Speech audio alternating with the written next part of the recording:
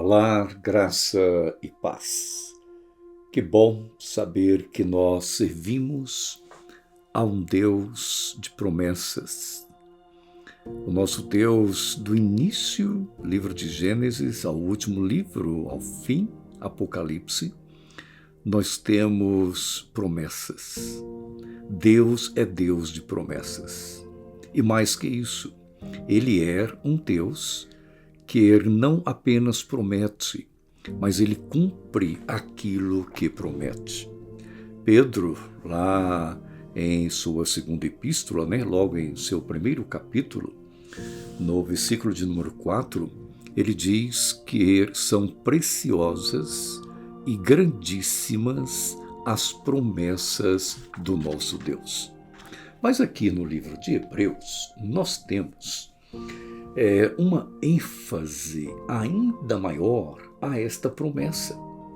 Quando nós lemos Hebreus, no capítulo de número 6, os versículos aí de 13 a 17, nós vamos encontrar como que um reforço,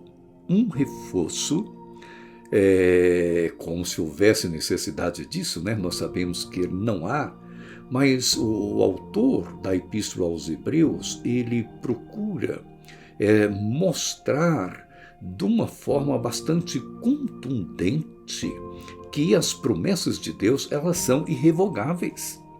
Então, a partir do versículo 13 do capítulo 6, diz assim: pois quando Deus fez a promessa a Abraão, visto que ele não tinha ninguém superior por quem jurar, jurou por si mesmo, dizendo: certamente te abençoarei e te multiplicarei. E assim, depois de esperar com paciência, obteve Abraão a promessa. Pois os homens juram pelo que lhes é superior, e o juramento, servindo de garantia para eles, é o fim de toda contenda. Por isso, diz o versículo 17, Deus, quando quis mostrar mais firmemente aos herdeiros da promessa a imutabilidade do seu propósito, se interpôs com juramento. Veja que interessante. Não é? A palavra de Deus, ela não é por si mesma uma certeza suficiente. Ora, a pessoa, quando ela empenha a palavra, o peso desta palavra está exatamente no caráter desta pessoa.